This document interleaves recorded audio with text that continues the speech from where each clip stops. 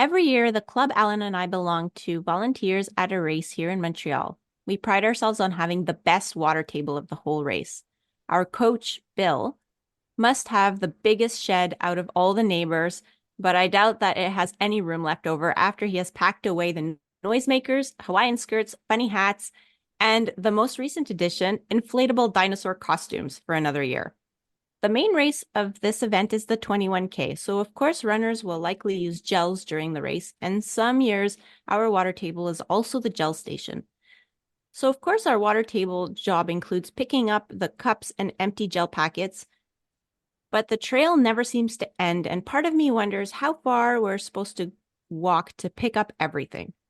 Since having this experience when I race, I'm careful to hang on to my trash until the next aid station if I've run past the empty garbage cans that are set up at the aid stations. But other than trail runs, I don't think any race has ever explicitly told us what the rule is. Maybe we'll work it out once we've read today's book.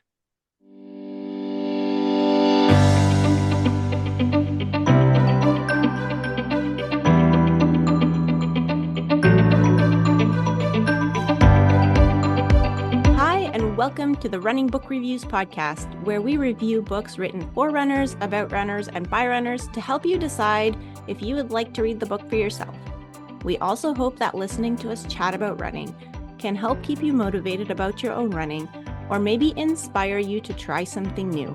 My name is Liz, and with my co-host Alan, we're going to talk about Muir and Zoe Rom's recent book called Becoming a Sustainable Runner. Unfortunately, we couldn't get them on the podcast, but, we'll try and do the book justice. Becoming a Sustainable Runner is a guide written by two environmental advocates who love running. That's Tina and Zoe. This book teaches us about the impact that running has on the environment, but also how to be a lifelong runner and how to contribute to the running community in a way that is positive and inclusive. The book has three main parts. 1, sustain your runner's mind and body. 2, sustain your running community. And then the last part, sustain your planet. And yes, individual actions do make a difference to sustaining your planet. So let's tell you a little bit about the authors. A few interesting facts. Lots of people have heard the name Tina Muir. She's the founder and CEO of Running for Real, support network and community for runners, a mother for two, and a former elite runner for Great Britain and Northern Ireland. She hosts the Running for Real podcast, a collection of conversations about running, the climate emergency, and social justice, which has amassed over 6 million downloads. And also the podcast Running Realized, that provides a space to explore different subjects and offers insights to create meaningful change in the running world and beyond. Her articles have been published in The Guardian, Runner's World, Self, and Women's Running. Tina is well known for her environmental activism, having worked with the United Nations on campaigns related to climate change and humanitarian affairs, and has written for the UN Chronicle. The New York City Marathon, Chicago Marathon, and AJC Peachtree Road Race have all brought her onto their sustainability teams. Voted as one of the 17 women changing the world of running by Women's Running, she has inspired many other runners to speak out about their own passions. So she's a brilliant author for a book of this nature. A little bit about Zoe. Zoë Rom is the editor-in-chief at Trail Runner magazine, managing editor of Women's Running, and an award-winning journalist whose work has been featured in Outside, Backpacker, Trail Runner, Women's Running, and Discover magazines. NPR's Morning Edition and All Things Considered, and Threshold, a Peabody-Award winning long-form environmental podcast. She's also the writer, host, and producer of the DNF podcast, which has been called The American Life of Running Podcasts by Los Angeles Review of Books. Zoe is an elite trail runner with a master's degree in environmental journalism from the University of Colorado Boulder. She has covered everything from sled dog racing in the Alaskan bush and Arctic sea ice exploration in Norway to morel hunting in northern Arkansas and competitive alpaca racing in the Colorado Rockies.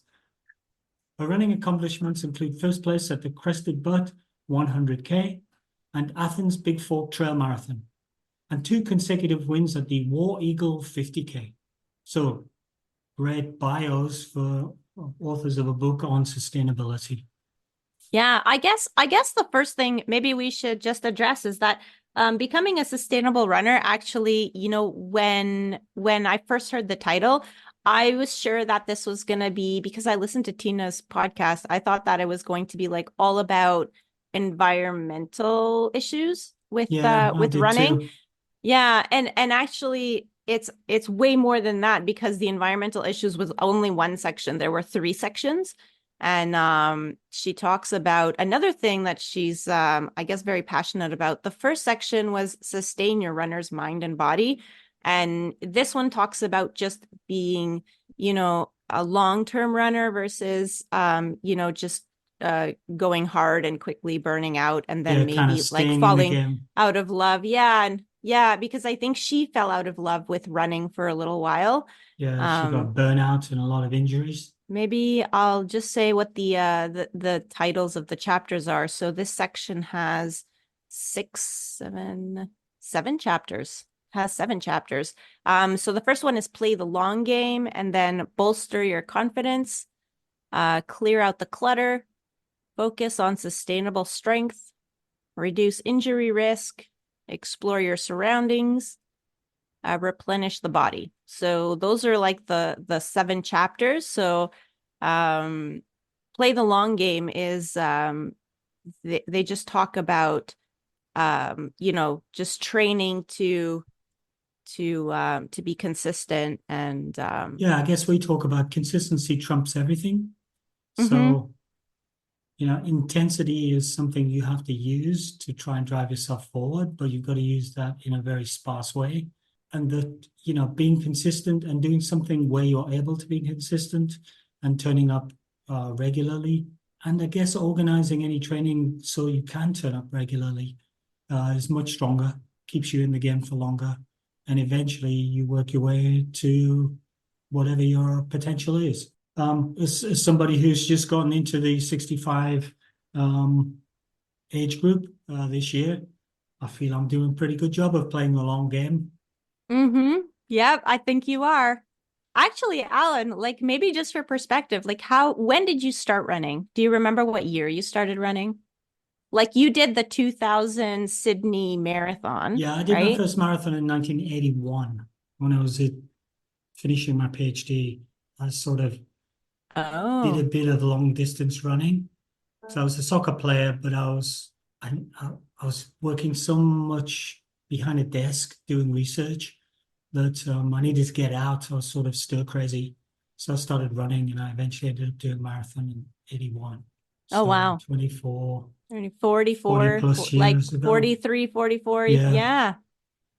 Okay, well, you know all about the long game then. Tina also, she was a high level runner. And I mean, I'm gonna say this as if it's in the past, but it's not really in the past. It's just that there's more talk about it. But she was I guess in the sort of era of like when it was all about power to weight ratio. And so she was very, I guess, concerned with the numbers she saw on the scale, and she ended up kind of underfueling her runs and losing her period for like 9 years. I think she came through an era, maybe it exists a little bit still, but she came through an era where elite training for women was Hmm. kind of biased towards immediate success, success now, Hmm. which we now know leads to long-term failure Yeah. or even medium to shortish term failure. Um, you can get success by dropping your weight and burning your body basically. Hmm. You do get results, then you get injured, then you get hurt, then you get re-injured, then you don't recover well. Yeah. Then your mind starts to work against you. Oh, I'm a failure. I'm not the success I thought I was. I thought I was wonderful, Hmm. and now I'm useless. And then, so you get a physical breakdown, and then you get a mental breakdown that follows the physical breakdown, where Yeah. you, And they actually talk about that in the book as well. There's a whole mm, section on confidence and yeah, the clear out the clutter chapter was a bit about that too, just to try and have a more positive attitude towards your running and just, try and keep your confidence up. And sometimes that means stepping away from whatever distance that you're doing and maybe trying something different. So, for example, like if you're a road runner and you've been doing the marathon, and you're a bit discouraged by your results, well, maybe it's time to try to do a season of 5Ks, or maybe it's time to try a trail run, Oh, I or something wonder like where the that. season of 5Ks came from. You're just about to embark on a That's short season of 5Ks and 10Ks.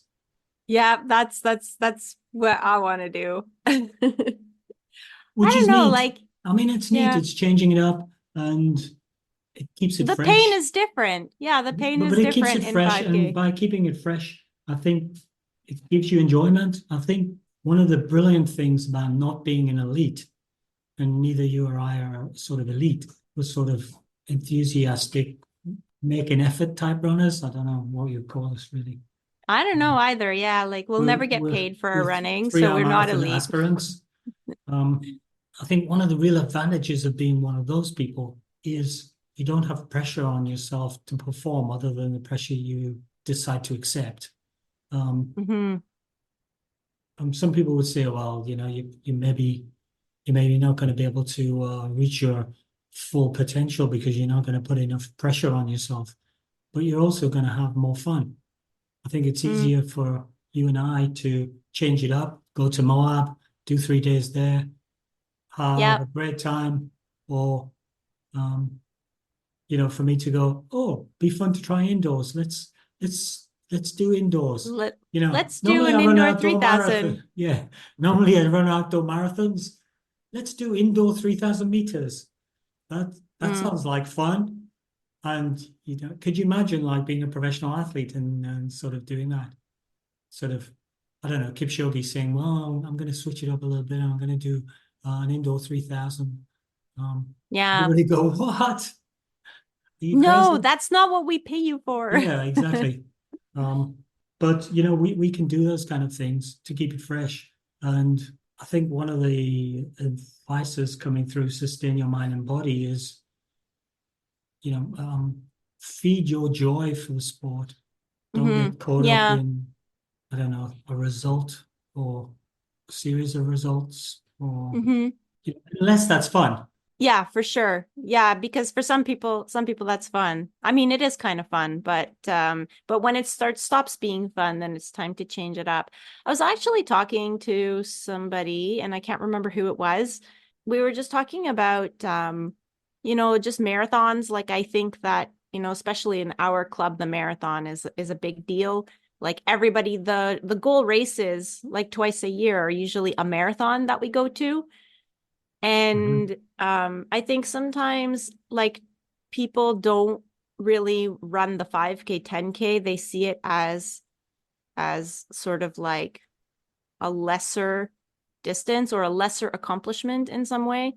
But it's it's really not, because it's a different challenge. It's like, because you do have to run it faster. So it can be quite difficult to run a fast 5K. And I think there's a lot of emphasis on distance. Yeah, just agree Yeah, with what you said. I think fun runners graduate distances, don't they? they They sort do. of go, Yeah. okay, I'm sitting on the couch. Ooh, I really like to try to run. I'll do a couch to 5K. Oh, I've done a Hmm. 5K. Oh, now I'll try and do a 10K. They don't go, Yeah. well, I'll try and be an absolute master of the 5K.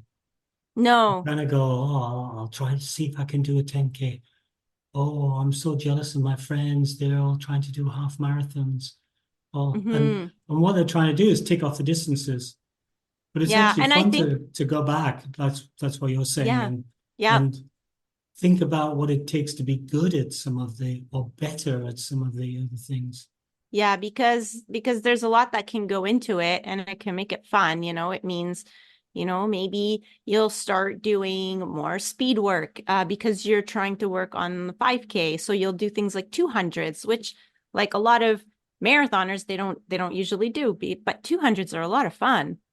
You do 200-meter repeats. So you just kind of like go out there and blast 200 and then you get a recovery. I don't know. I like those. So Alan, I think you like them too, You can't get them too because wrong. you seem to You have can sort of way too blast much at fun. it, and except Yeah. that usually I go too a little too quick, and then I'm walking after my 200 repeat, and then you come in like 1 or 2 seconds after me, and then you keep running, and I can't get going again because I've gone too quick on the 200s.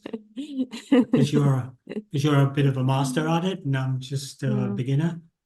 Yeah, Um, I had the advantage of running with university, and we didn't do marathons. We did, 5Ks and 10Ks, and we did indoor track. So like we did a lot of like 200s, 400s, 300s. Yeah. So, yeah, and it's yeah. kind of nice for you to maybe go back and visit some of that. I think, I never did that. I did the standard um, graduation for fun runners. Well, I've done a 5K, now I'll do a 10K. I've done some 10Ks. I'm going to try for a half marathon. Oh, I've done some half marathon. Oh, I'll try and do a PR and a half marathon. I wonder if I could do a marathon. And then you get into long distance. Um, Mm-hmm. and you Yeah. become sort of a long distance runner. You're proud to be a Yeah. marathoner, and you think marathon's your distance after that, I think. Yeah. Yeah. Um, But maybe you'd actually be really good at some of the shorter distances, just that you didn't stay there very long. And I think that's what you're finding out. Like you're actually quite good but I guess you were a soccer player, so soccer players tend to be good at those like 5Ks and things like that. I guess I probably did some strength training by being a soccer player without realizing that I was strength training Mm-hmm. for running. And that's also one of the chapters in sustaining your mind and body, to do some strength work, Mm-hmm. um, some shape or form, or do some cross training to prevent injury. Um, Yeah. when people say, "Oh, water polo is not the best thing if you're going to be a runner." If you're having fun playing water polo, then keep doing it. It's probably good for you, and it's good for your mental approach as well. And Yeah. I think it's less about specifically what am I doing to support my running in terms of strength and injury prevention, and more about doing something and enjoying it. Mm-hmm. Yeah, I mean that's the thing. I think like sometimes we overthink the whole strength thing, and I mean there are definitely two aspects. Like if you're going for big goals, like and you've been doing some strength for a long time. Let's say for a long time you've supplemented your running with I don't know, a Pilates class twice a week. Well, maybe it's time to, if you have big goals in running, maybe it's time to try like a runner specific strength training routine. But I mean, other than that, like if you are running and you haven't done any strength training and you're not motivated to do strength training on your own and taking a class like, I don't know, Pilates or Yoga. I don't know what else is out there. Yoga can be a strength exercise as well, depending which one you choose. Then if that motivates you and you get it done, then why not? It will definitely add to your running, I think. Well, it'll add to your injury prevention because you're moving in different ways. One, it's much, much better. Physically, it's much, much better than nothing. Mm-hmm. Okay, is it optimal? Maybe not, but it's much, much better than nothing. So why wouldn't you do it? And two, if you get enjoyment out of it in terms of your mental state and your psychological sort of build up, it's great for that. And just under injury risk and prevention, in that chapter, actually, there was one little tidbit of information that I had kind of written down. And it was one review found that 86% of the studies showed that either an energy availability discrepancy between the individual's need and actual consumption, or a decrease in their carbohydrate availability during the time they were thought to be overtrained. So that What, they 80% talk, of injuries or 80%? Yeah, yeah, the 80%, 86% of 80% studies about of injury. studies found, yes, about injury Okay, and burnout found that the discrepancy was in the calories in versus calories out. okay. So that's another thing that a lot of runners get into running because of weight loss. they start running because they're like, oh, I need to lose weight. My doctor told me to lose weight. And then they do lose weight and they're still running. But then, sometimes they think that they still have weight to lose, but now they're going for performance. So they actually talk about that. They say that, if you're trying to train hard and adapt to your training, that you need to fuel it. They talk about that throughout the book, but they back it up with the study that they mention about just that a lot of athletes that were burnt out and injured, there was a low energy availability situation in the mix. So I mean, is it part of the cause? Like, I guess nobody knows for sure, but it was definitely a trend that they saw. So and now you see that, during marathon, they're starting to say to increase your carbohydrate intake and stuff like that to levels that like I can't even do. So I have a hard time with the old recommendation of 30 to 60 grams per hour. And the new recommendation is like 60 to 90 grams per hour. I think what I'm hearing that's a lot of gel. People are talking about 120 or something. Yeah, but I think that's in cycling, and I don't know if runners can actually hit those numbers. That is huge. But also, I think it requires some elite conditioning. I don't think your average Joe runner is going to be able to do that. I'm certainly never going to be able to do that. I'm not going to be able to do that. I'm just working on my one gel every 6K. Yeah. Yeah. We could just get that down pat. We'd be in business.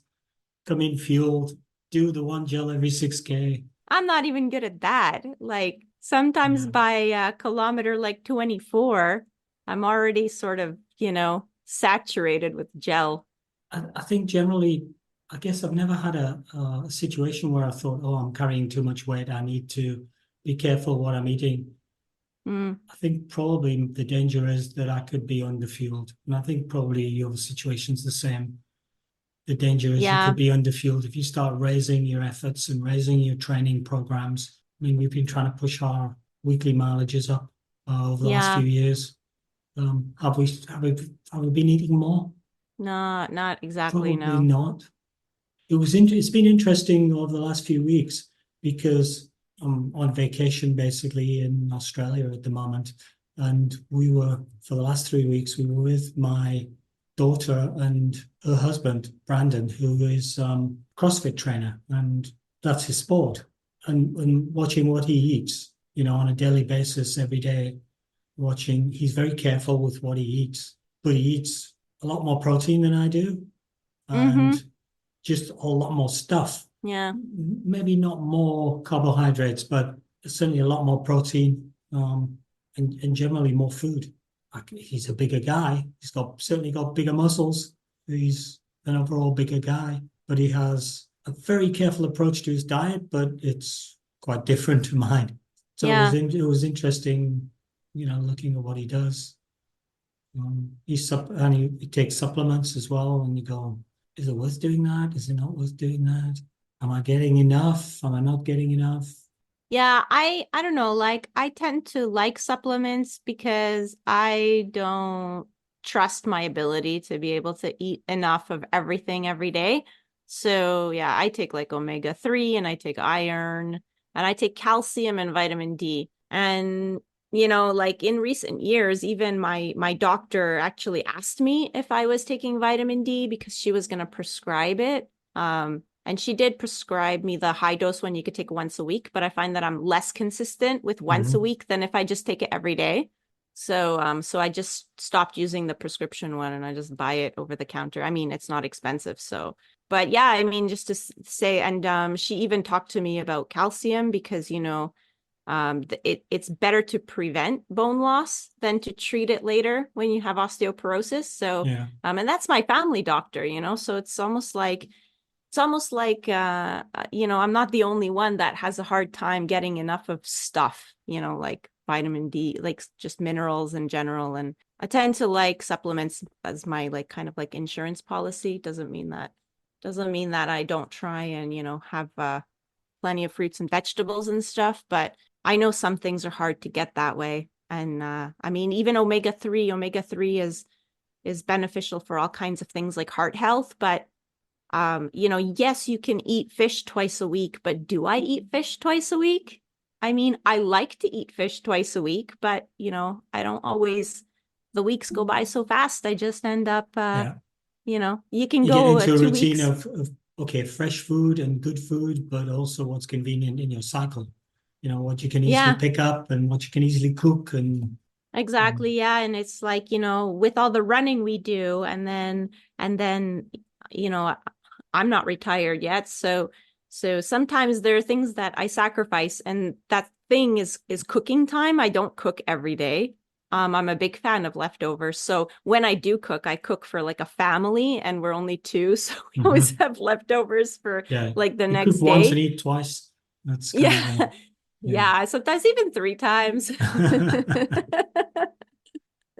I make it worth it when I cook. My dog's staying with you at the moment. He's obviously going to be okay for leftovers. That's good. Yeah, no, he gets plenty of fruits and vegetables. So I do try and have, just like some raw chopped veggies, like Yeah, at least, like yeah, twice a day. So I feel like at least I'm getting some, nutrients that way. But yeah, it doesn't make it very exciting. It's more yeah, exciting if you do something like saute, but yeah. I just, I Well, pick my battles. I think bottom line, we're increasingly getting information that's coming out, studies that are coming Hmm. out, pointing to diet as a key or nutrition as a key contributor to, maintaining your training effort and preventing injury. Yeah. And Yep. that's kind of not unusual to think that that would be the case. But then you go, well, what should I do about it? Hmm. Because it's difficult, as you just mentioned.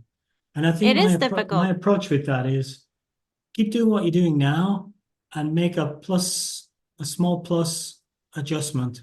So make an Yeah. adjustment somewhere. So the thing I did was, I keep coming back to this, but the thing I did in the past was take a protein drink after every training session.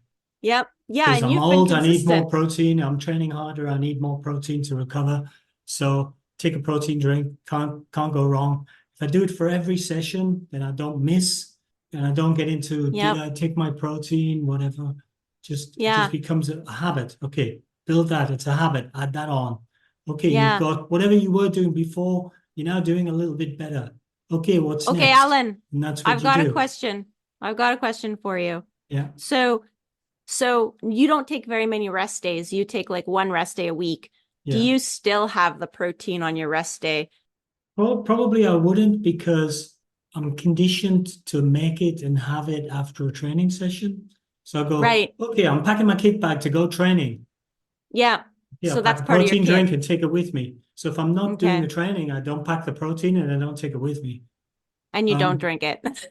and if I'm having a rest day, I might go, well, I'm having a rest day. Should I have a protein drink? And if I felt like having it, I'd have it.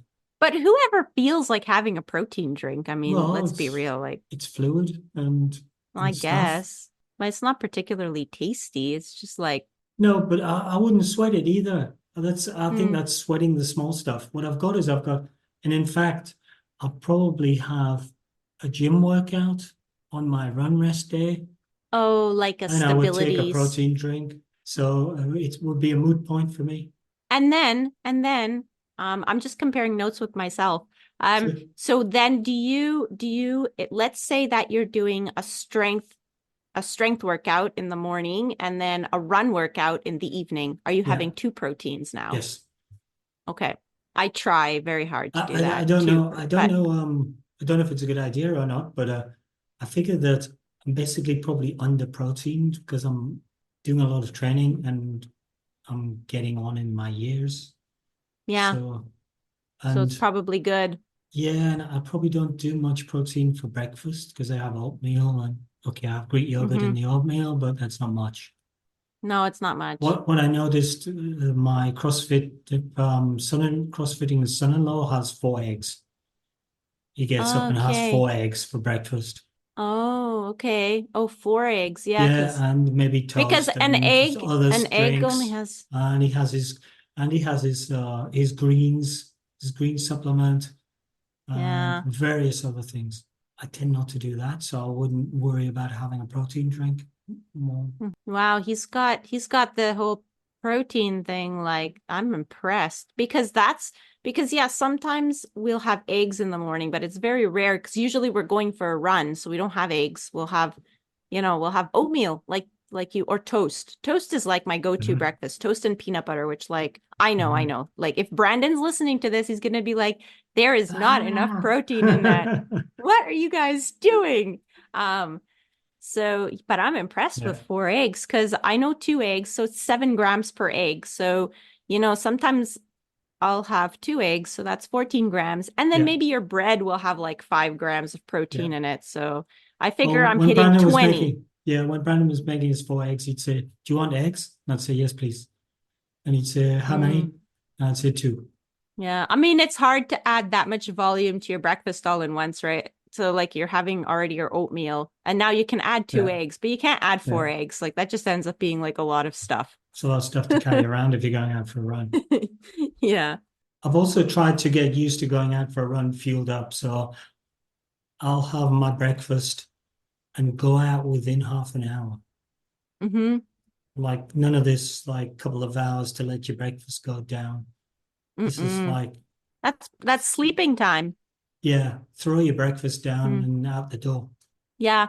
I can usually do that with if it's an easy run. I mean, for sure, if it's a race, I'm not going to do that in a race. And you wouldn't Mm. either. But it for workouts, yeah, all the time. Except park run. Oh, except park run. I guess like that becomes like every week. So like you're not gonna be to get up at 3 a.m. to eat your breakfast so that it No could be way. so many hours before every Yeah. week. That's starting. Yeah, so I understand. I would do that for park run too then. Okay, so that's we're talking around. It's all pretty appropriate to the chapters on sustain your mind and body. Just Hmm. before we move off sustain your mind and body, probably just don't underestimate your mind. Okay, your body follows your mind, so look Hmm. after your mind. And if you say, "Oh, Yeah. my mind thinks I should just stay in bed in the mornings," and my mind, Well, no, don't your follow mind it is then. weak. Your mind is weak. Actually, do you want me to read out? There were a few things that they listed as ways to build the body confidence. Yeah, yeah. So actually one interesting one was I think we probably do this already. Unfollow or mute those on social media that make us feel bad. So if there's something that you're following that makes you feel bad about yourself or bad about what you're doing, Mm, well, just maybe unfollow that because there's mm, plenty of accounts you can follow that are mm. more positive. You can follow running book reviews. Actually, I'll just plug that in there. Yes, We, because we we are don't positive. yeah, we just talk about books and there aren't many posts anyway, but Well, yeah. one of the problems I find is listening just to world news. Oh yeah, me too. I find that. So depressing. And Yeah, the thing is, it's if you don't listen to it, you feel like you're being an ignoramus. I You're not know. staying current with what's happening in the world, and Yeah. maybe you don't care. Um, but if you listen to too much of it, boy, it's depressing. I listen sometimes to the radio and the news and when there was the war in Ukraine and they were talking about it a lot and then now there's the other war that broke out recently. Um Yeah, well, there still is the it's war in Ukraine. in It's still going on. Yeah, it's still Mm. going on. Anyway, but when especially the war in Ukraine, it got a lot of coverage here and it kind of made me almost scared that maybe like there was going to be a third world war because they were talking about So listen to running book reviews. We're always really, really positive. Remember. yeah, we're going to be really positive. We're not going to talk about any of that stuff.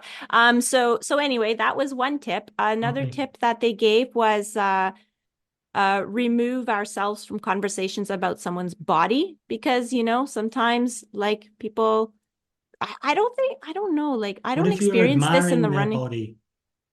I guess that's okay. That should What if be you're okay. saying, I don't know. Um, but I guess that's like, more look at those guys. Look at how fit they are. Look at how.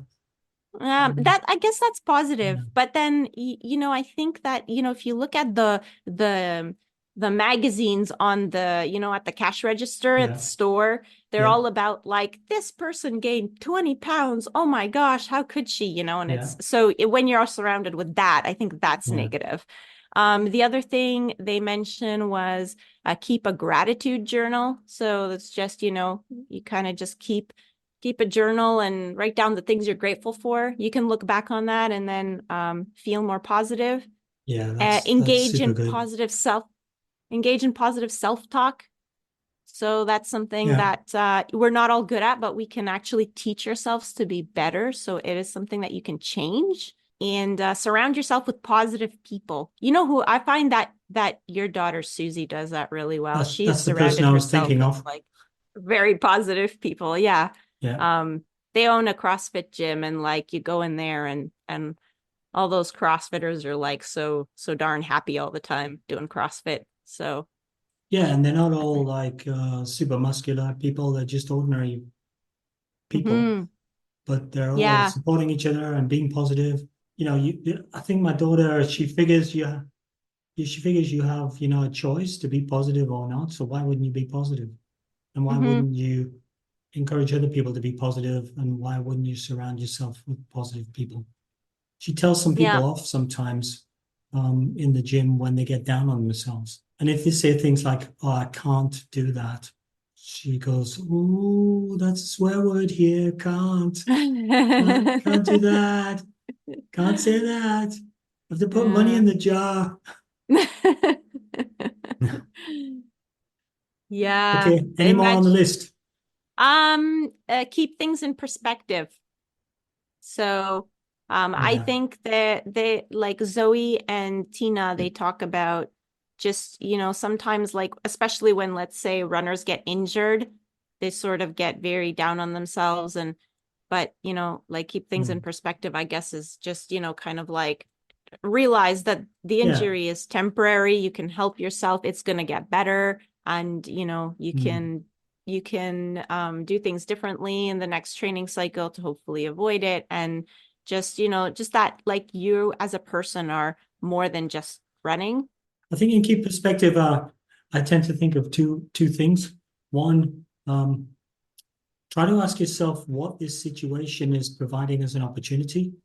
So, if you're injured and you can't go out running, does it provide you with an opportunity to read some more running books? Or Oh, there you go.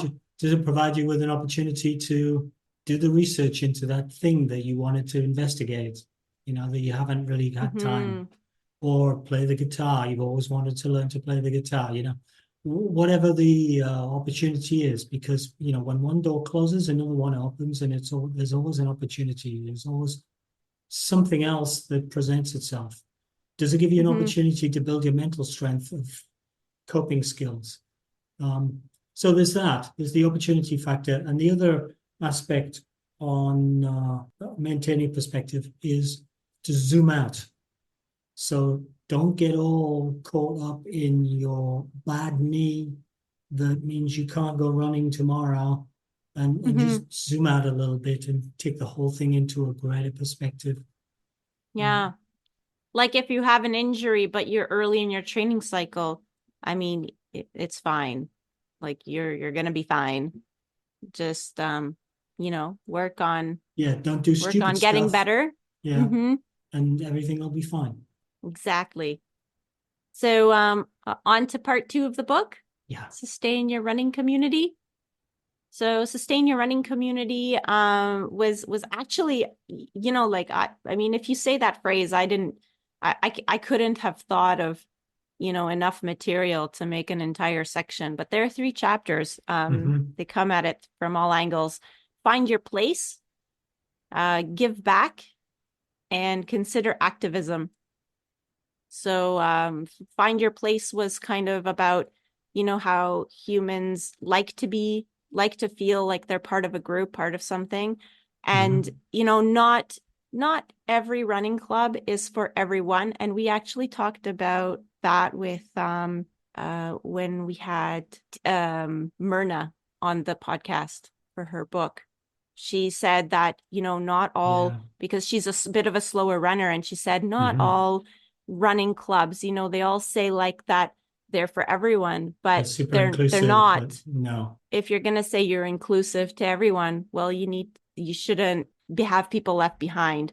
Yeah. But that's okay if you can't be inclusive to everyone. So like, let's say, for example, our club, we get emails from people sometimes saying like they're looking for a running club, and we are very open about saying that like unfortunately, like we have one coach, and the workouts are such that they're geared towards a marathon and geared towards a certain, like the club members that are already there. And so the person actually needs to be comfortable running at least 10 kilometers Yeah. Can't before do they that. You're going join. to get left behind. You're gonna left, and sometimes we just do like a big loop that's like 10 to 12 kilometers. So it's not like a small loop where everyone's together unless you go to the track on when we do track in the summer. So but we're very open about that, and we try and suggest other places they can go. Like we have the running room that has sometimes run groups, and they're more geared to people that are either working towards their first 5K or their first 10K, and they'll do like run walk. So it's much more geared to somebody that's a bit slower, or just starting out.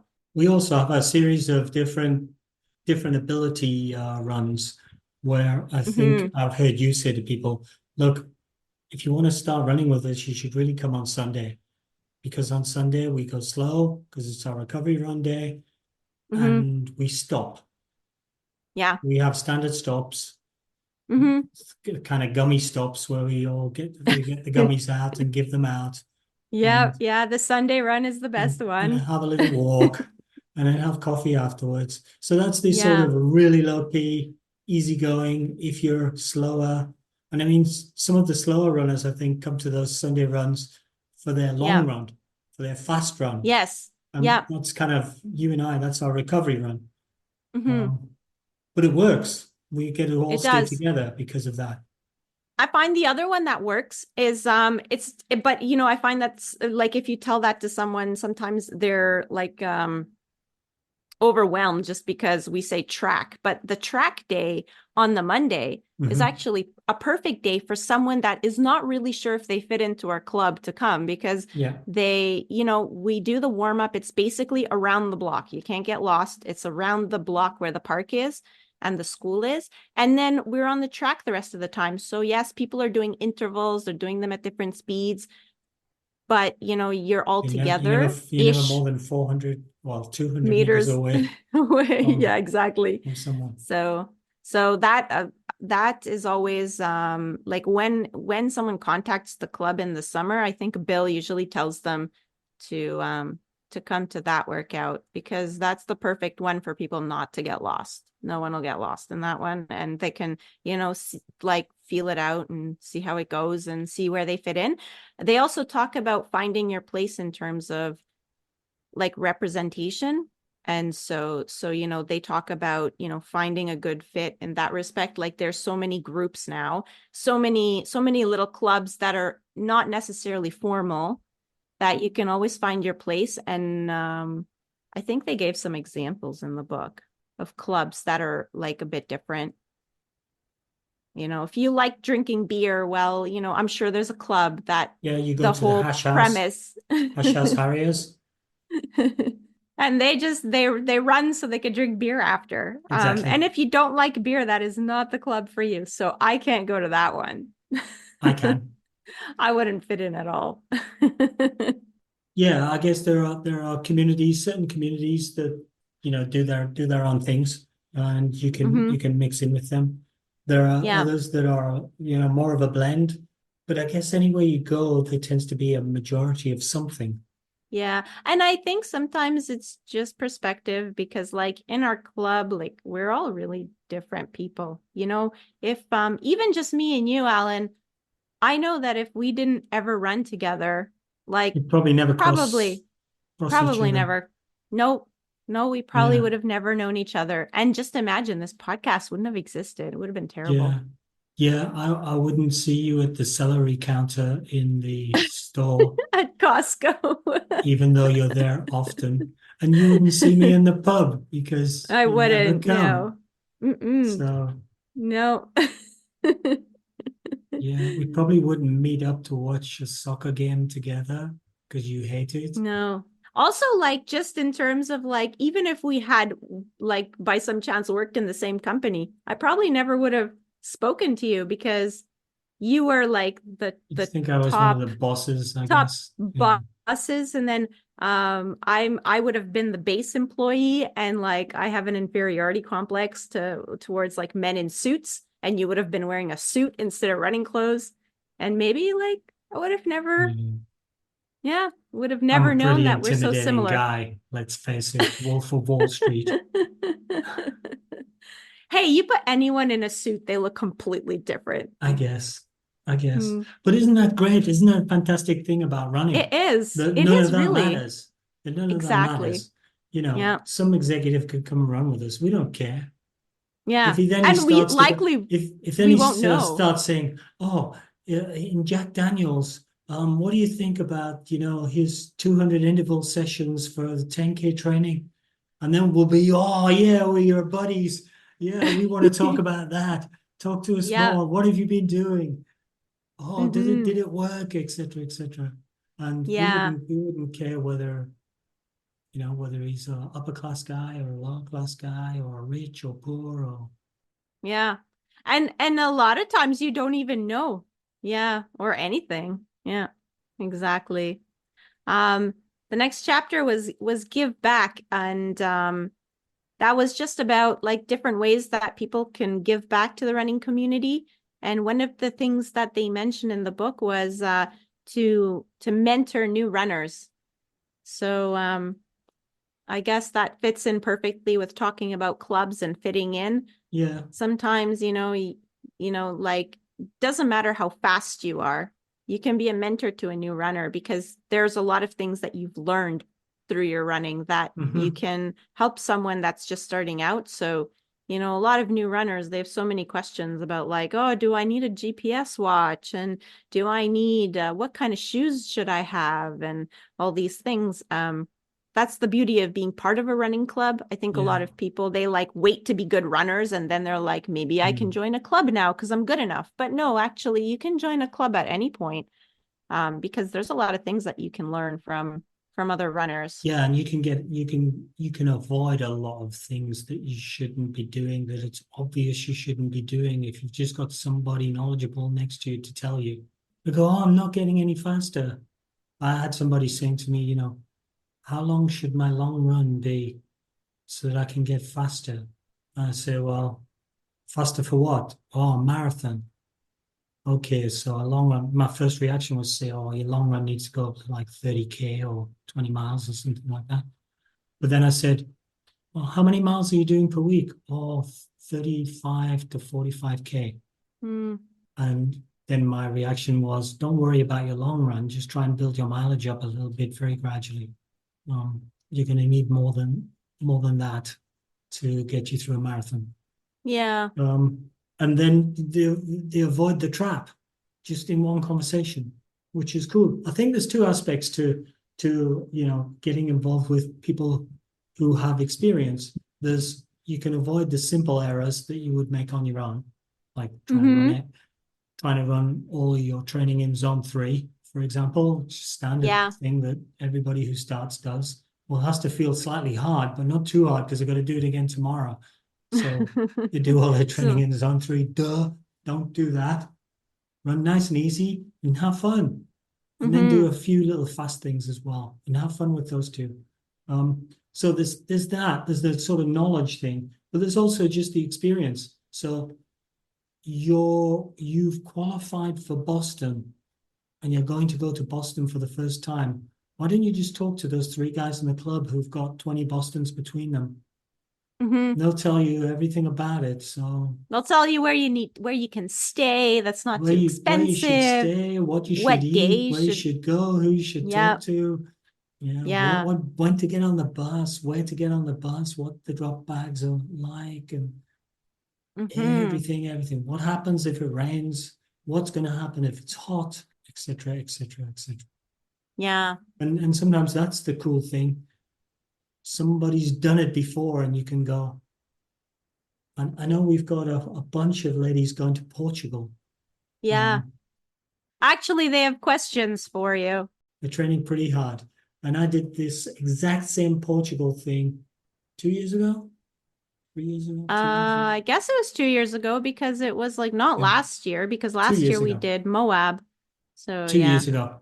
So, they've been pumping me for info for a while. And this is just for our listeners, the Portugal race. It's like a stage race. So they run for how many days? 5 days? If you do the full race, you run for 5. Yeah, I think it's either way, it's a 5-day race. I think if you do the shorter distance, you can do less per day, but it's still 5 days. Yeah, so they're excited about that. They're training hard. Like sometimes they'll miss the Sunday run because they've gone to Rigo like yesterday. To the mountains, yeah, I've to the gone to try hills. and get some hills, some hill Yeah. training and a little bit of trails and things. That's So good. They're pretty nervous they about getting the distance under their legs, which is good. They'll have a good time because they've done the extra training. Yeah, actually, Christoph is gonna contact you probably because he wants to know about the vertical gain aspect and how trained he's got to be for that. So yeah, check your inbox regularly. I haven't seen it yet. I haven't seen it yet. Or maybe he's just gonna wait until you get back. Do you get back before they leave? No. No. Oh, So okay. they'll Well, be in that's touch, not I'm sure. They'll be okay. in Well, touch. Christoph, you If you're gotta listening, write to Christoph, Alan.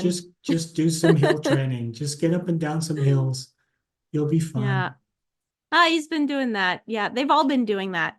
So the other aspect of giving back is just maybe like kind of like we did is if you have an opportunity to volunteer like at a race. We do the water station every year at the Montreal 21K. Marathon. Yeah. Yeah, in April. There's other things like they talk about being a guide for a visually impaired runner. And there's a website you can go to if you are interested in that. It's Oh, wow. unitedinstride.com. That sounds pretty responsible.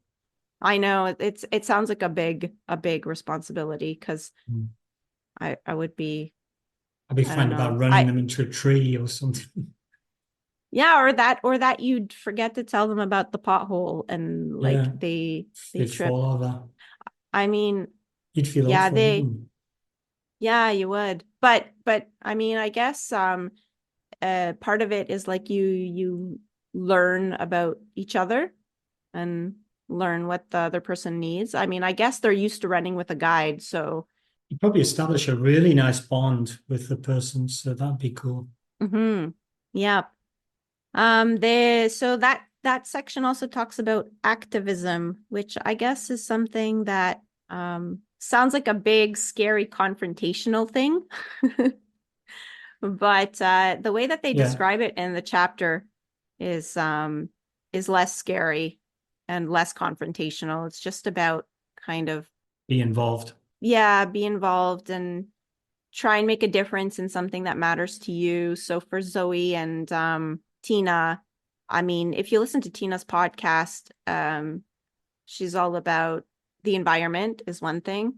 And that doesn't mean, so she actually talks about it in the book, is that, she's originally from the UK. So like one of the worst ways to travel is air travel. But obviously she still takes the plane because she has no choice to get to the UK and visit her family. But, there's certain, you can just be more conscious about it. So maybe, try and do more local races. That doesn't mean never go to Boston or never do a race that requires you to fly to it. It just means maybe do fewer of them because it can be better for the planet. Yeah. Yeah, they're very big on human rights and things. So they talk about that. And I signed up for, Tina's not here, so I can't talk to her about it, but I signed up for a newsletter, which was, she sends you an email every day for 100 days. Each of the emails has a tip. Oh, Yes, like a sustainability improving the tip. sustainability, environmental sustainability. She was actually That's pretty doing cool. she was actually doing that on social media at one point as well, like her Instagram account. She was Oh, I doing, never saw that because I don't necessarily cruise that every day, but I yeah. was getting an email every day, which is pretty good. It keeps you thinking about it. And again, it doesn't mean you need to be perfect. It's just to be conscious of the choices we make and how that impacts the environment. And Yeah, I don't know if it belongs in activism or it belongs in sustain your planet, but one of the things that the Go Running Tours guys are going to organize is in March is a plogging event. Do you know what plogging is, Liz? oh yes, I read about that in the book. You run with a garbage bag and you pick up all the trash. Yeah, basically you run and pick up the trash. Yeah. Hmm. Hey, So Alan, maybe me and you, we could organize some plugging in, like, I don't know, around Point Claire. The snow is melting and there's a lot of trash. we could do it for we could do it for with the club, and then We could. and then I could get credit with my Go Running Tours. People Oh, listen. there you go. The two for one deal. A 2-for-1 deal. Okay. Yeah. Actually, Tina, she organized a plugging event, and I think it was a bit less successful than she had hoped, Yeah. but she had some showing, so she was pretty happy about that. And I mean, yeah, it's a bit of a hard sell, like come out and run and pick up other people's trash that they decided to like throw out. That is completely not your fault, but Yeah, but you feel good doing it's important. giving back Hmm. and doing something that's interesting.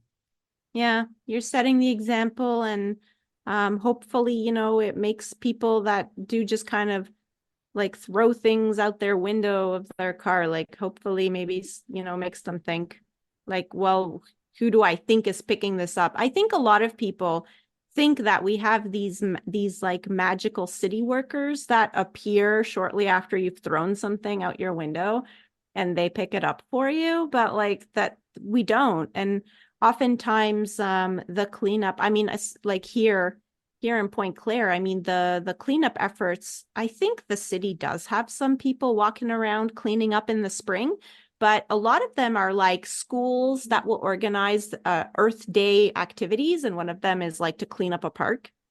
So there's a lot of like, it's a lot of just like people, like just community members that go out and clean up all the trash that people just throw out. And just to be conscious of that, like it doesn't, we don't necessarily have a system of of like some kind of official person like cleaning up your trash because you didn't want to wait to get to a garbage.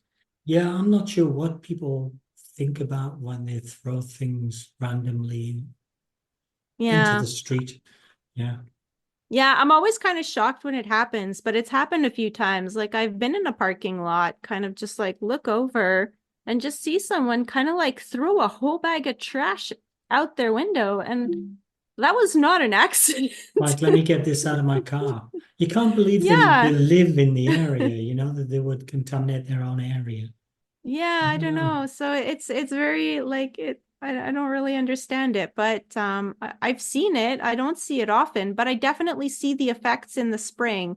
Especially because I have your dog Killian, so we go for walks, and it's been actually unseasonably warm. So all the snowbanks are melting, and the amount of dog poo that people haven't picked up in the winter, I'm like actually pretty surprised because It's really awful. Give us dog owners a bad name. we have a lot of dog owners in the area, and I mean, they all seem to pick up everything. I mean, we've never Hmm. had like just on our property to pick up after a dog. So, but I'm surprised like to see how much there actually is to pick up now that everything's melting. So I don't know. And because I'm walking around already, it's it's I interesting. don't know if they're I old don't know. school and they don't think they should be picking up the dog poop, Because they figure it's biodegradable. or whether they're Or walking at night with their dog and they let it off the leash and they don't know what it's doing half the time. I suspect there could be a little bit of that in Both the things are in the wrong, though. park. Yeah. Yeah. I tell you what really bugs me, um, and I don't know, it's just started bugging me lately, I think, is seeing people wind their window down and flick their cigarette ash out of the window. Yeah, Lots of people do that because they figure it's they not do. much and oh, I don't really want it in my car.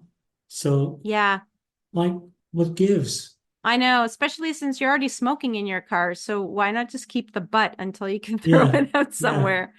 Yeah. I, Yeah, me too. I like that I don't kind of get annoys that. me, but I used to kind of be scared of that because I'm like, "Oh my God, what if I drive over it and like the exhaust like there's the spark ignites?" And I had these thoughts when Well, it happens to people all the time, Liz.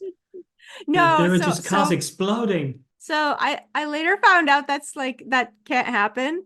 Okay, that's good. So you're not lying awake worrying about that, and No, not anymore. But jolly good. I used to actually, when I would see that on the highway, the person flick their cigarette butt out, I would change lanes. I'd go in their lane so I wouldn't drive over the cigarette Yeah, butt because it was still it's. kind of like I lit. kind of find Yeah, it's absolutely BS though. I wish people wouldn't do it.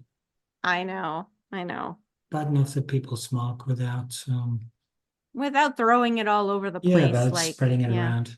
So yeah, that's in Sustain Your Planet. There is also a section about sustainable events and things that race organizers can do to be kind of better for the environment. And one of the things that they talk about are like the cups because they create so much trash and they're Yeah, not that's become recyclable. a standard trail race thing, hasn't it? Hmm. Cupless races. Yeah, yeah. I think that's been common in trail races for a long time. And Hmm. I wonder how much of it was originally for the environmental impact and versus how much of it was just because practically if people have to carry their own cups, then they're not going to throw those out. So they won't throw them into the woods, they're going to keep them because they need them for the next aid station. Well, I think the idea is they have to bring their own cups and keep them because they're not going to get a drink. Yeah. So, but then also because my aid station story at the beginning, like when you give out cups, like people Yeah. throw them for a long time after the Hmm. aid station. Yeah. And then trail races could lose their permits if they leave trash behind. So I wonder how much of the cupless thing was that it was trail races just trying to not have to manage picking up trash as much. I don't know. That's just a thought. But Doesn't matter. doesn't matter. At It's the end it's of the still day, yeah.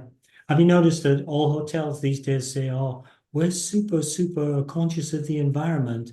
So if you are willing to use your towel several times, then keep your towel on the hook. If you want a new mhm. towel, throw it in the bath. Yeah. Now, are hotels doing that because they're super, super environmentally conscious or they'd like to save some money on their laundry? I mean, hey, It it's like kind a of doesn't win-win, matter, right? does it? It doesn't matter, No. really. Yeah. No. You can give us the story you can spin it any way you want. The action is a good one. So, Mm, let's go with it. yeah. I remember when hotels would actually take your towels off the hook and and give you new ones. Yeah, you got new ones whether you wanted them or not. Yeah, Yeah. and I was like, who the heck needs a new towel every day? Like I didn't like if I'm at home, I don't do that much laundry. Like No. I use my towel until I pick it up and it's like doesn't smell all that fresh anymore. Then I'm like, oh, I think I need a new one. Yeah, you do the sniff test on your towel. Yeah, that's what I do. That's pretty Yeah. much it. Yeah, it should be okay for another one more go. I don't remember when I took it out, so that's the only way I can tell. Uh, yeah. Oh, That's pretty fair, I think. Yeah, so the cups and races is a standard one. Yeah.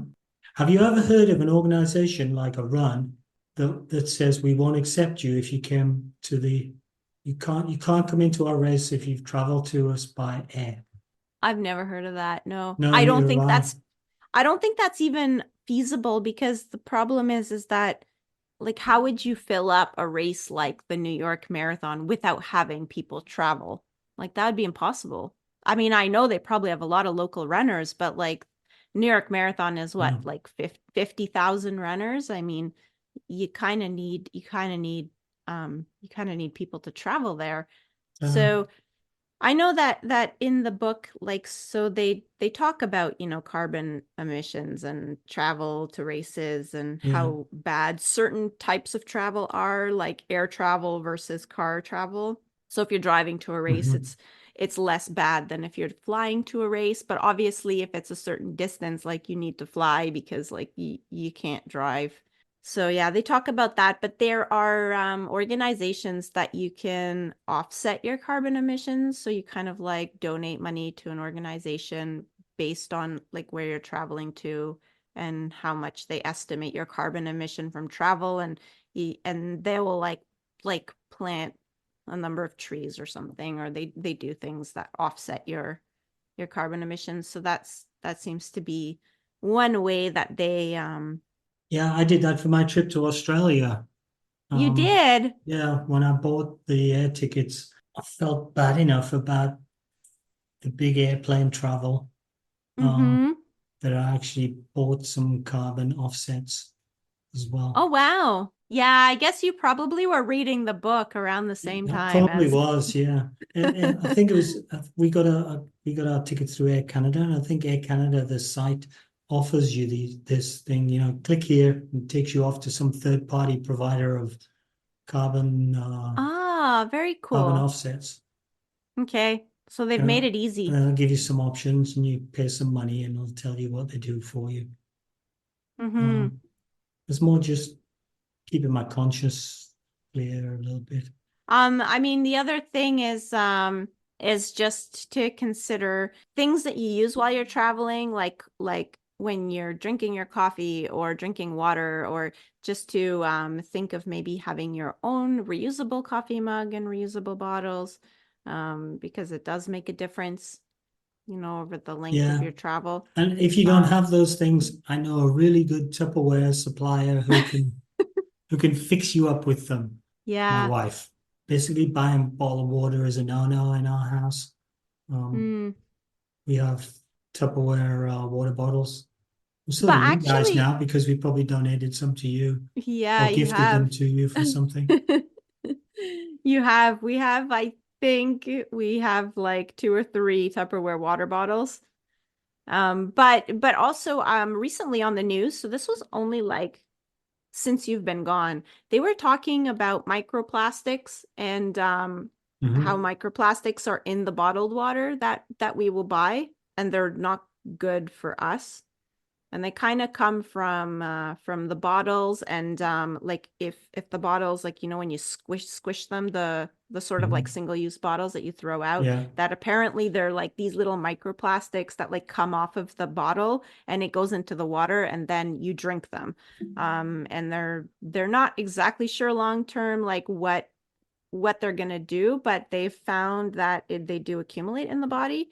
So using not buying bottled water could just be a good way to avoid microplastics. Not only is it good for the environment, it's good for you physically, maybe. Cool. Also, they talk about consume with care, and that's just that's a chapter all about, when you're buying something, think of sometimes maybe paying a little bit more and getting something that you really like, that you're going to wear for, a decade, versus Hmm. like you buy something that's on sale because it's on sale, but then you don't really like it and you end up like buying a new one. Yeah, don't buy disposable fashion. So don't buy Yeah. something because it's this year's model and in a year's time you'll never wear it again. There's also a little section about that goes into, and this is always very controversial, is just meat consumption and how bad that is in terms of greenhouse gases. They also talk about food waste. So food waste contributes to greenhouse gases because it's just food that you had to produce, you had to transport, and now you're throwing it in the garbage. So Yeah, it had like no actual no nutritional value. benefit, no value, and Yeah. it was like produced. And so So eat your all this leftovers like Liz does. eat your leftovers, exactly.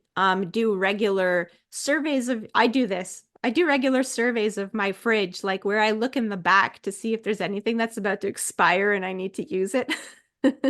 What And then you try to use everything just before it expires? I mean, because sometimes I just haven't used it before, but Yeah. yeah, basically. Actually there's certain things that I don't care if they expire. If it's like yogurt or eggs, I've eaten those well past the expiry date and they were fine. If you crack the egg and it looks like an egg, like then it's fine. That's my philosophy Is anyway. it? Is it really? Have you got any proof? Well, I mean, I've eaten eggs past the expiry date. Nothing I happened guess to me. there you go. That's good Nothing empirical that proof. I've It's good nothing empirical that I've proof. noticed.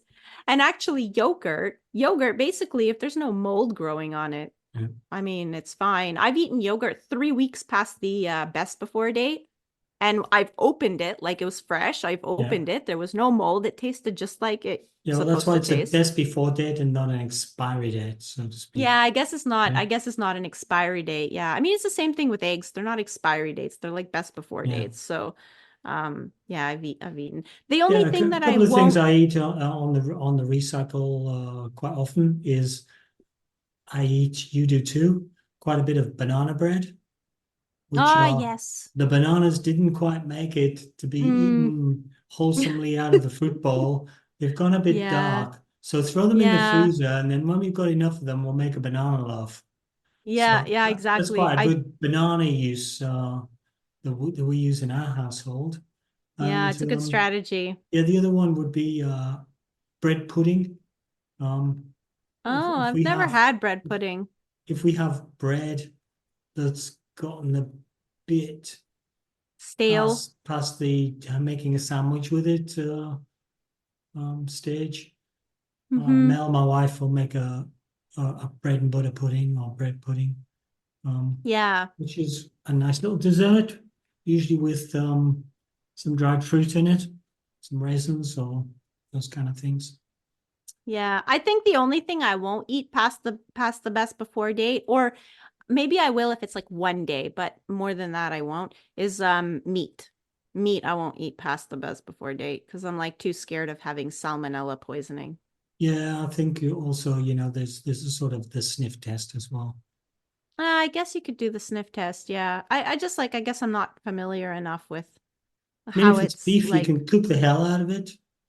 It'll probably be okay. Yeah, the meat I try and like buy it for like an intended use and then I use it. Or I put it in the freezer. We usually don't waste that, and plus that's like one of the most expensive items in your basket. Yeah, what we'll do is Um, we'll put things in the freezer for the week yeah, and then get it out well, on the day that you want to cook on the it. day that we want to cook it. But we won't do now, ever since we had the big power cut in Montreal and we were out of power for 6 days and everything in our freezer thawed Spoil. out.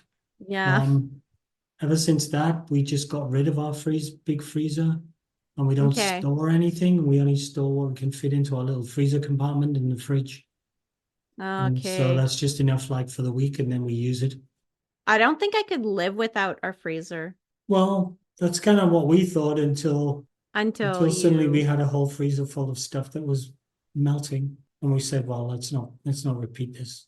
That's fair. I mean, I do that like sort of survey method with the freezer every so often as well, like the one that I do with the fridge, where I just go and see like if there's anything that I forgot in the back. I kind of do that with the freezer also every so often, like not as frequently, but every so often Yeah. I'm like, okay, well, you know, like we don't have anything. We're about to go to the grocery. Maybe we're getting lazy and we're not going to go today or tomorrow. Let me just see if there's anything in the freezer that I forgot about that maybe we can defrost and eat. I guess all of this is not really about being a sustainable runner. It's about being a sustainable person. And Yeah. and we just happen to be runners. Yeah.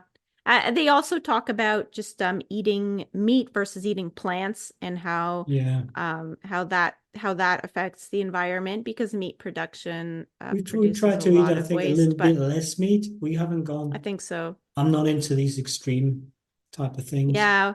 So I'm They into actually. small changes that you can stick with rather than big changes that you don't end up sticking with. Yeah, and they actually talk about that because that can stir up a big conversation, the whole, because you have the complete vegans on one side and then you've got the Mm. meat lovers on the other, and like it's just like a war zone in between. But in the end, it's this is what they say in the book. It's about just doing a little bit better. You don't have to, if you eat meat like twice a day, 7 days a week. I mean, maybe you just replace a few of those meals with something like beans or Lentils. s- Yeah. or yeah, or lentils or something like that. And it can be an opportunity to try a new recipe. Um, and there's some things that you can make without the meat and it tastes like just as good. Something Mm. like chili. Like, Yeah. if you have the ground beef in the chili or you don't have the ground beef and you just have the kidney beans, I mean, Yeah. I feel like it kind of tastes almost the same. Yeah.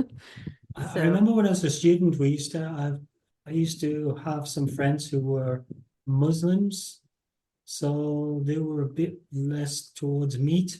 And I ended up getting this book on vegetarian cooking, so I could look up all these oh, recipes. And what I yeah. found was really good was vegetarian meals are often quite tasty because they kind of focus on trying to make them tasty. So what I used to Hmm. do is I'd make a vegetarian Sometimes a meal. vegetarian option tastes better than the real Yeah, thing. I'd make Yeah. these vegetarian meals, then I'd add meat to it. So I'd get the best of both worlds. I get some meat and Yeah. Or it could just be as simple as like just eating like less. So let's say normally you put a pound of ground beef in your pot of chili. Like you could put half a pound and then put some kidney beans in, and yeah, like it'll probably be just as tasty yeah, and it'll still be like less yeah. And you could whatever, eat a bigger less serving beef. There you go. because you need to Yeah. fuel your run. And the Oh, kidney beans, they have carbs. Runners need lots of carbs. Anyway, and they talk about shopping local, which, that's a familiar thing that we've always heard. Like shopping local is better because the food's not transported as far. I mean, it's a little bit hard in the winter here in Montreal because like you're not going to get local oranges. I mean, there are a lot of And small things that you can do, and you think, oh, should I really bother? But I think you've got to keep mm, doing that. Otherwise, you don't get the add up effect and you don't get the mindset effect that's going to generate. Maybe it'll be a generational result. It'll mhm. be the children who are born now, make the fundamental changes. Yeah, I think we see some of that. We don't have any plastic bags in the store anymore. I'm not Mm-mm. sure what the impact of that is, but we don't have them. For sure, there is an impact, a positive impact. We don't have any plastic straws anymore. Nope. Single-use plastics Yeah, were banned, so no plastic straws, no plastic utensils. Restaurants are not allowed to use any of that stuff anymore. And really, like, I don't know, I haven't heard anybody complain. I mean, initially everybody was complaining, we do quite a bit of but recycling. We have recycling bins. Again, I'm not sure, you know, personally, I don't have all the data about what that generates in terms of benefit. But I think that that in itself is not the whole point that it generates, X savings of carbon mm, or Y savings of carbon in its life cycle. It's more we keep doing these things and they keep adding up. hmm. I guess somebody's going to invent an electric airplane soon. I think they're working on that. I think there are some. There are some already. They're just like not commercial, but I think they've started that. But why would they be driven to do that? Because they know that there are zillions of consumers out there who are interested in environmental benefits, incremental environmental benefits. Yeah, but you know what? I think it's also at this point because I mean, gas is so expensive. Something good that we do as without realizing it as runners in our little running community is carpooling to go places. We do that a lot. Mm. Yeah. We Um, kind of do that instinctively without really thinking about it. Yeah, first of all, because it's fun, because we're all together for the ride, and Yeah, also for the parking situation, because a lot of times, like, you don't know how much parking there is, so you don't want to bring like 4 cars if you're 4 runners. It's much better if you yeah, just bring 1 car. yeah. There's a convenience factor. There's the cost factor. Less fuel. You can share the fuel costs, etc. But it has an environmental benefit too. It does. Yeah. Do you want to talk about greenwashing? Yeah, maybe. Yeah, this was a new term I hadn't really come across, but I think it's getting quite common now, where big Hmm. corporations kind of jump onto environmental bandwagons and try and get their name all over them so that they get kind of Yeah. tarnished with the ecologically responsible kind of benefit without them having to do anything. Yeah, it was like the Iron Man title sponsor. So Iron Man Group, well, they also bought UTMB. So now Yeah, they have all the UTMB races, and it was a bit of a controversy because they're they're, sponsored by Dacia, the Chinese car manufacturer. Is that the one you're yeah, so thinking of? yeah, I couldn't remember the car Yeah. manufacturer name, but yeah, so I think they're that was, quite well known to be a fairly unenvironmental car manufacturer. They don't do much. So by sponsoring UTMB, they're almost like, oh look, we're really environmental. Duh, yeah. hmm. I mean, because it would be. Greenwashing really refers to just like companies that don't want to change their practices, but then they sponsor something that is seen as being very like wholesome and Mm, environmentally friendly, like trail running races and things like that, um, but not changing any of their internal practices. So, it doesn't really refer to companies that, let's say, they're really trying to make a change in the way that they do things. Um, so it's kind of like yeah, it's a term that we read about in the book because we read this book quite a while ago. We read it at the end of last year.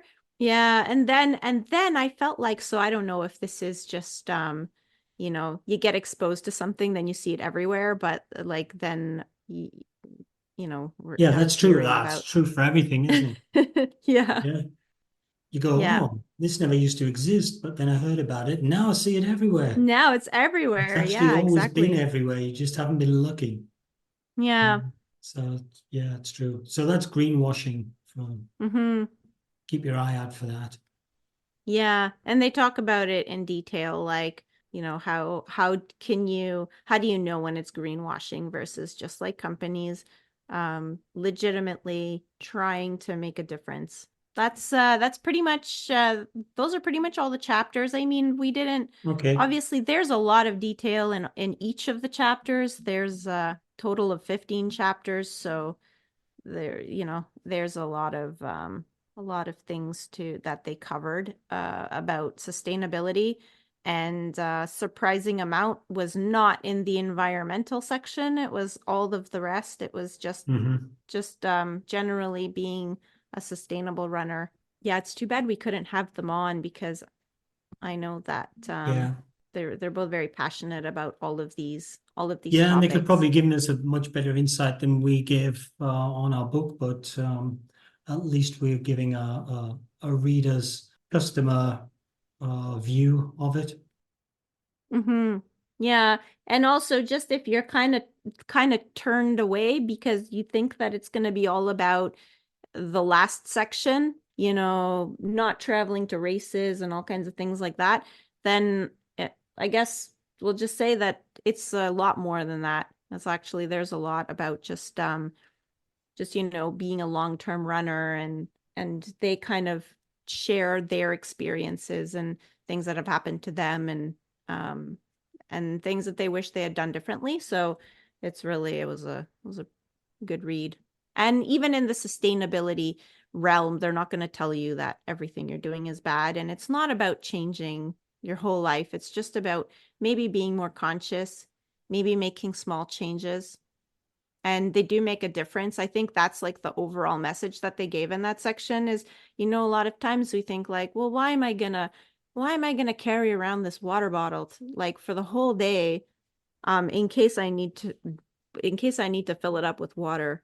Like it's not gonna make a difference. But actually what they're saying is like, yes, it does make a difference. It's a small thing. Like usually we have a backpack or something anyway, and it's just a small thing to start but carrying your as water I was bottle. saying, as I was saying earlier on, zoom out because Mm. if you zoom out from that water bottle over the lifetime of the water bottle, how many disposable bottles would you have used? Thousands is the answer. Um, Mm-hmm.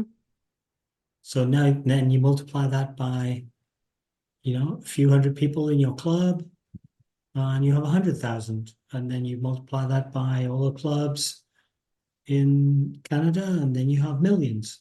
Yep. From little things, big things grow. Just like in training. Good stuff. So, should we give our opinions? Just like I guess we potted should. Yeah, summaries? I think this whole episode has been about our opinions, but we might as well Has give our basically, hasn't opinions. it? It's been just our Yeah. views around the chapters of the book, which has been fun. Yeah. So I thought it's a great book written by two runners that made it to a high level in running. But their advice can help any runner of any experience. Although they have a whole section dedicated to environmental sustainability that is far more than a book just about environment. I mean, kind of mentioned that it's about sustaining everything in your running, not just the environment, even though the environment is very important. I guess my message is just don't feel overwhelmed by the title and thinking that everything we do is bad.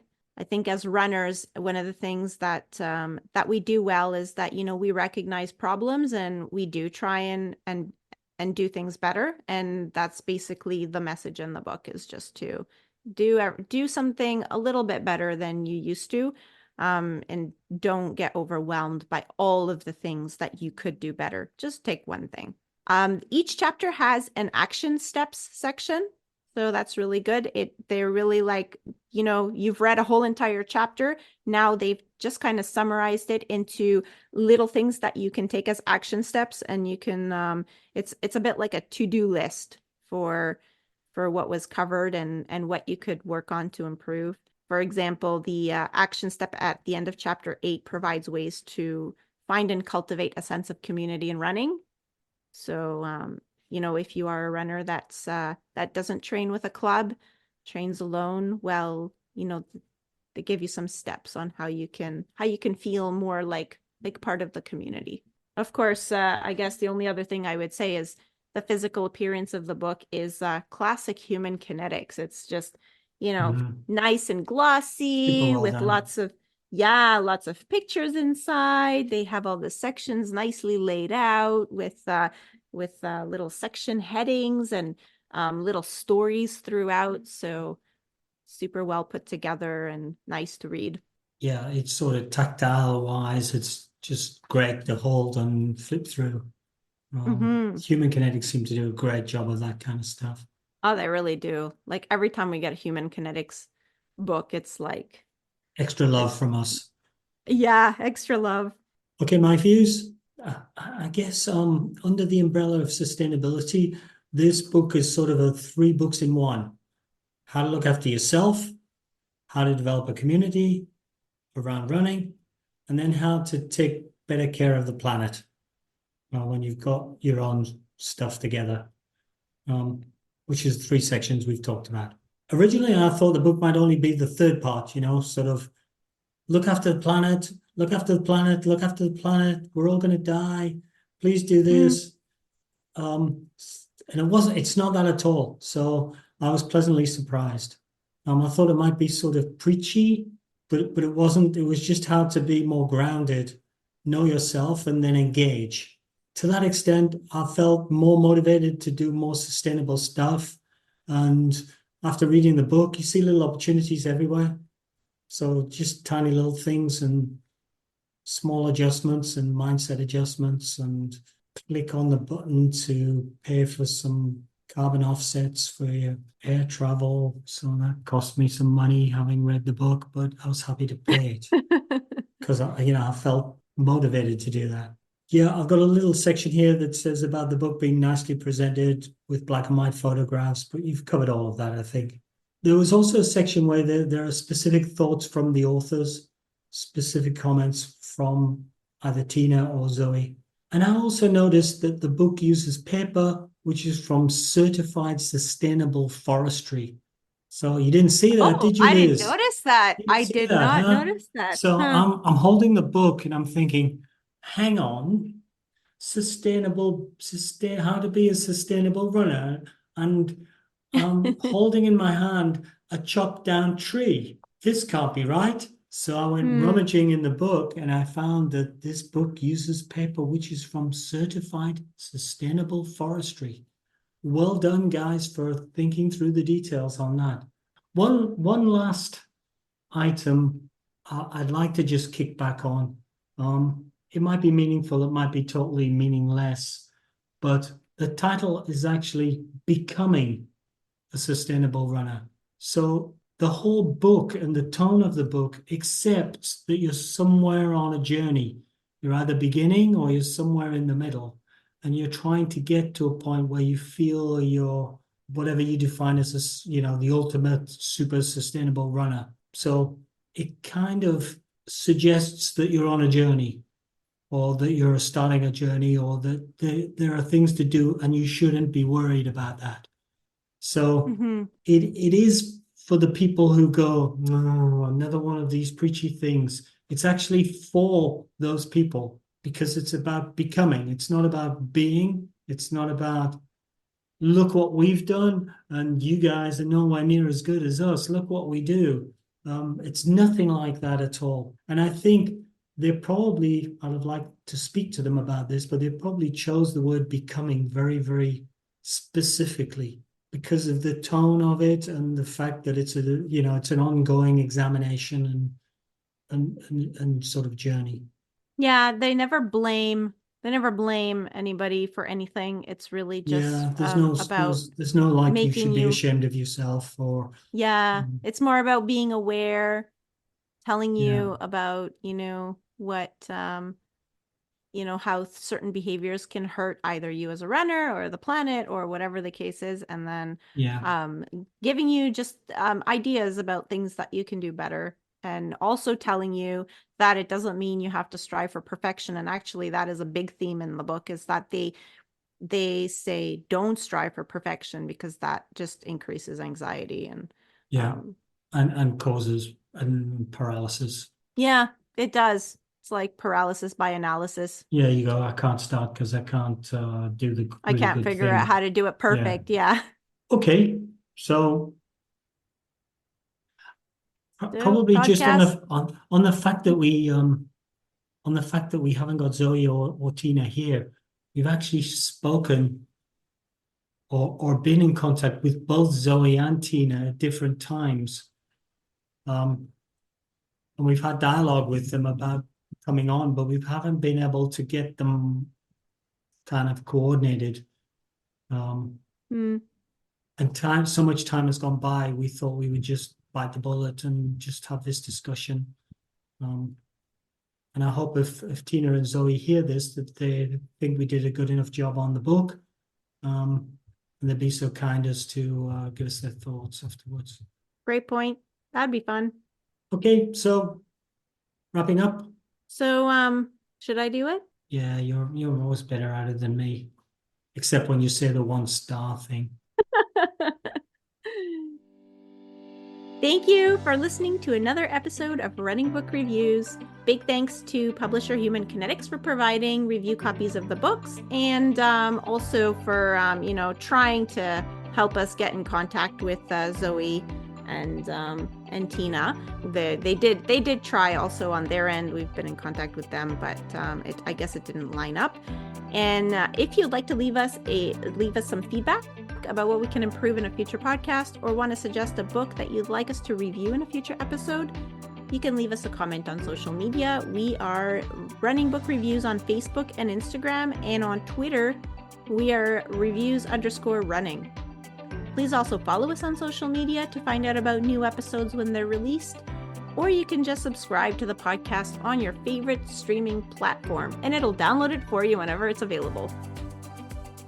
If you've been listening for a while and are wondering how you can help us out, there are a few ways. You can spread the word about the podcast, share your favorite episode with a running partner, tell all your friends, And you can leave us a review on Apple Podcasts if that's how you listen to your podcast, or you can also rate us on Spotify out of 5 stars. Alan hates when I mention it, but I think it's important to say that, if we only deserve 1 star, you can give us 1 star. But then at least give us a little message saying, why you gave us 1 star, so that we can at least know what we did wrong, and maybe we can earn those extra 4 stars the next time. We're also on Buy Me a Coffee, so you can follow us. Determined to get 1 star from somebody, aren't you? No, You're going to I say don't this like... every time until somebody gives us 1 star. No, I don't like 1 star. No one's ever given us 1 star. That's true, they haven't. Well, I mean, so maybe we're doing a good job, but...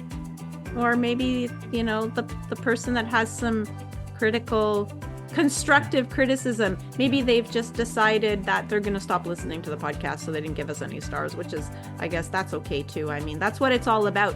Tina and Zoe, they told us to unfollow the social media accounts that don't make us feel good. So if ever, we didn't make someone feel good, we're very sorry. And maybe we'll get them back some other time. What was I going to say now, Alan? You distracted me. We're now on Buy Me a Coffee. We're on Buy Me a Coffee, where you can buy us a coffee, but you don't have to. You can just go follow us as creators. And whenever we post something, if you're following us, you'll get an email. And, sometimes we'll post little extra videos that are maybe too long for social media, or we'll post like little, Alan's posted a race report in the past. So go ahead and follow us there. That really helps as well. Yeah, and that's it for anything today. For a while on Buy Me a Coffee. We haven't. That, we haven't really. But we've been doing like bonus episodes. So if you guys actually like those bonus episodes, let us know what you want to hear about next. Alan will be doing a trail race in Australia. So I don't know. Maybe you guys want to hear about that. But you could definitely let us know. Yeah, continue. Yeah. If you'd like to be the first person to give us 1 star, feel free. Liz is absolutely desperate that somebody will give us 1 star. That's all from Running Book Reviews for now. Bye for now. Bye.